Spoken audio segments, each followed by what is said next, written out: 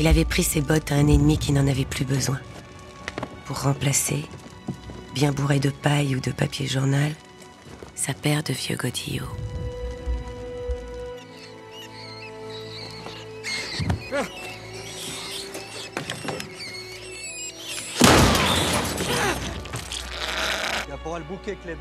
Il était passé en conseil de guerre pour mutilation volontaire.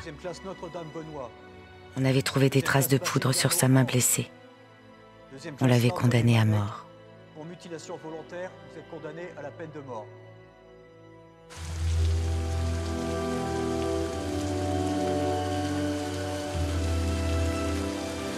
Attention, fille!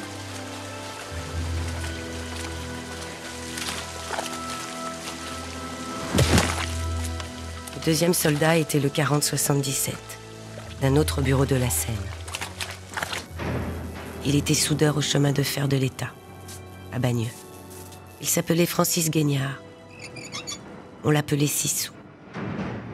Il savait que les pauvres font de leurs mains les canons pour se faire tuer, mais que ce sont les riches qui les vendent. Il essayait de le dire dans les cantonnements, mais il n'expliquait pas bien. Et le mauvais vin, qui est le compagnon de la misère, abrutissait tant le regard des soldats qu'il savait encore moins comment les atteindre.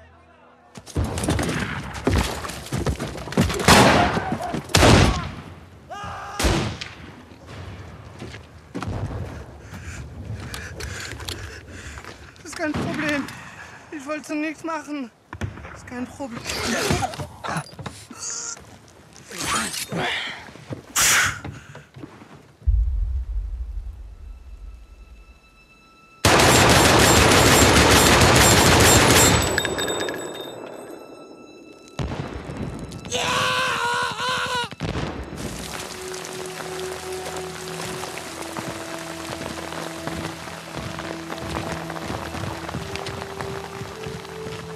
Le 18-18 était certainement des 5 le plus brave et le plus redoutable.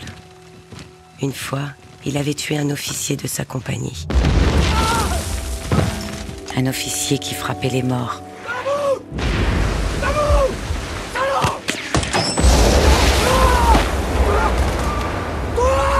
Lève-toi!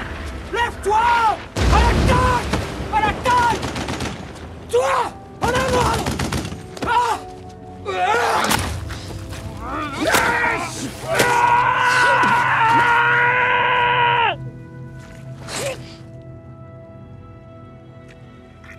Personne ne l'avait su.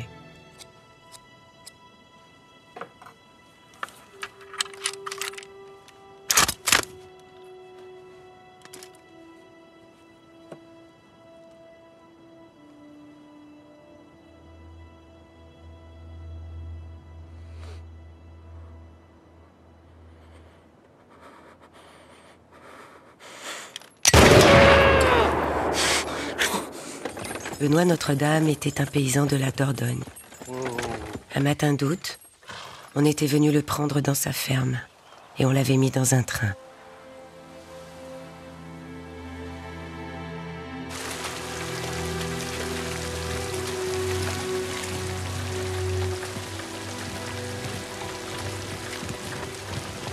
Attention, file!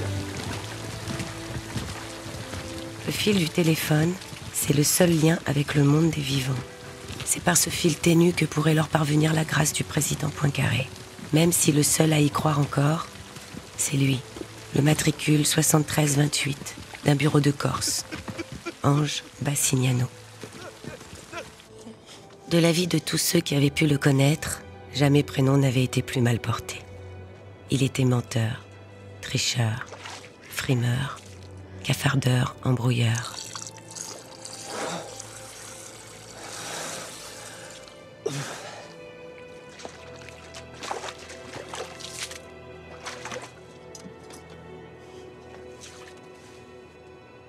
Avant, Tina Lombardi était sa gagneuse.